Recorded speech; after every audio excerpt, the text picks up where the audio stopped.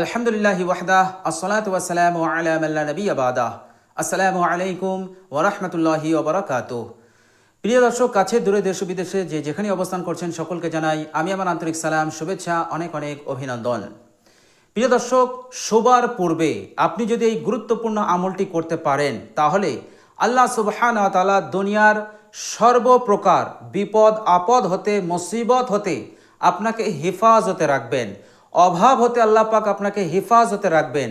গরিবী হতে, দারিদ্রতা হতে, পেরেশানি হতে, ঋণ হতে, যাবতীয় আলাবালা মুসিবত হতে আল্লাহ পাক আপনাকে হেফাজতে রাখবেন এবং আল্লাহ সুবহানাহু ওয়া তাআলা পরকালে আপনার প্রতি রহমতের দৃষ্টি দেবেন, অর্থাৎ আপনাকে রহমতের নজরে দেখবেন। বলুন সুবহানাল্লাহ। প্রিয় দর্শক, পরকাল এমন একটি কঠিন কাল, এমন একটি কঠিন দিন যে দিনে আল্লাহ সুবহানাহু ওয়া তাআলার রহমত ছাড়া কেহই নাজাত পাবে না, কেহই জান্নাতে যেতে পারবে না। প্রিয় দর্শক, ইবনে মাজাহ শরীফে একটি হাদিস বর্ণিত হয়েছে এবং হাদিস নম্বর হচ্ছে 1390। বর্ণনাকারী হযরত আয়েশা রাদিয়াল্লাহু তাআলা আনহা। প্রিয় দর্শক, একই হাদিস মিশকাত শরীফে এসেছে, হাদিস নাম্বার 1218। বর্ণনাকারী আয়েশা রাদিয়াল্লাহু তাআলা আনহায়। তো তিনি রাসূলুল্লাহ সাল্লাল্লাহু আলাইহি সাল্লামকে জিজ্ঞাসা করলেন, ইয়া রাসূলুল্লাহ, মা মিন আহাদি ইয়াদখুলুল জান্নাতা ইল্লা বিরহমাতিল্লাহি তাআলা, অর্থাৎ ইয়া রাসূলুল্লাহ, আল্লাহর রহমত ছাড়া কেহই জান্নাতে যেতে পারবে না। তো বিশ্বনবী সাল্লাল্লাহু আলাইহি সাল্লাম জবাবে বলেছিলেন, মা মিন আহাদি ইয়াদখুলুল জান্নাতা ইল্লা বিরহমাতিল্লাহি তাআলা সালাসান, অর্থাৎ আল্লাহ সুবহানাহু ওয়া তাআলার রহমত ছাড়া কেহই জান্নাতে যেতে পারবে না। এই কথা বিশ্বনবী সাল্লাল্লাহু আলাইহি সাল্লাম 3 বার বলেছিলেন। এরপর মা আয়েশা রাদিয়াল্লাহু তাআলা আনহা আবার সওয়াল করলেন, ইয়া রাসূলুল্লাহ, ওয়ালা আনতা, আপনিও কি আল্লাহর রহমত ছাড়া জান্নাতে যেতে পারবেন না? আল্লাহর নবী সাল্লাল্লাহু আলাইহি সাল্লাম এরপর কি করলেন? ওয়াজা ইয়াদাহু আলা হাম্মাতিহি, নিজের হাতকে পেশানির উপরে রাখলেন।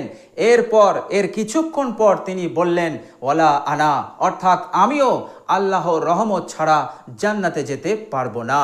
এরপর বিশ্বনবী সাল্লাল্লাহু আলাইহি সাল্লাম বললেন, হে আয়েশা, তবে ইল্লা আইয়াতাগাম্মাদানি আল্লাহু বিরহমাতিহি, আল্লাহ সুবহানাহু ওয়া তাআলা তিনি তিনার রহমত আমাকে ঘিরে রেখেছেন, অর্থাৎ আল্লাহ সুবহানাহু ওয়া তাআলার রহমত আমাকে ঘিরে রেখেছে। বিশ্বনবী সাল্লাল্লাহু আলাইহি সাল্লাম এই কথা 3 বার বললেন, ইয়াকুলুহা সালাসা মাররাতিন। তো প্রিয় দর্শক, আল্লাহর রহমত ছাড়া সেদিন কেউ নাজাত পাবে না, কেউ জান্নাতে যেতে পারবে না। প্রিয় দর্শক, কিন্তু আজকের দুনিয়াতে, আজকের জিন্দেগিতে আপনি যদি শোবার পূর্বে এই ছোট্ট আমলটি আপনি করতে পারেন তো আল্লাহ সুবহানাহু ওয়া তাআলা পরকালের দিনে আল্লাহ সুবহানাহু ওয়া তাআলা আপনার প্রতি রহমতের দৃষ্টি দেবেন, রহমতের নজরে দেখবেন। বলুন সুবহানাল্লাহ।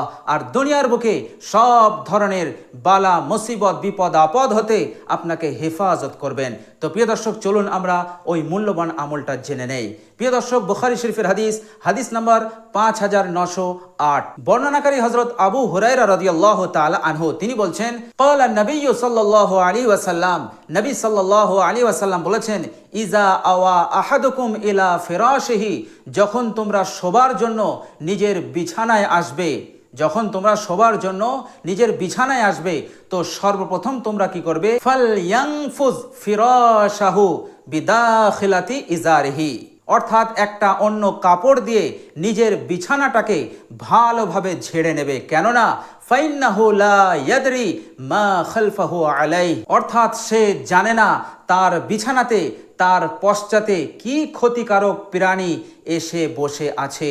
বিছে, সাপ অথবা অন্য কোনো ছোট ছোট ক্ষতিকারক পোকামাকড় থাকতে পারে, তার পশ্চাতে, তার বিছানাতে এসেছে, সে হয়তো জানে না। এই জন্য তোমরা বিছানাটাকে ঝেড়ে নেবে। প্রিয় দর্শক, প্রথম নম্বর আমল।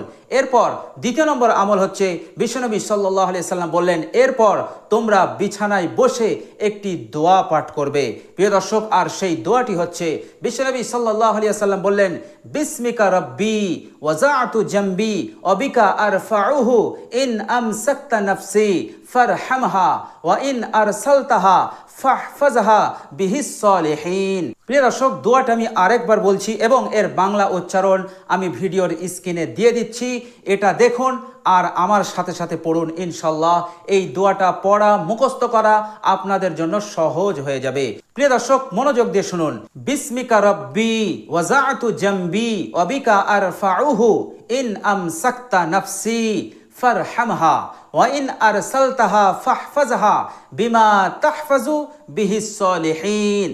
প্রিয় দর্শক, খুবই মূল্যবান দোয়া।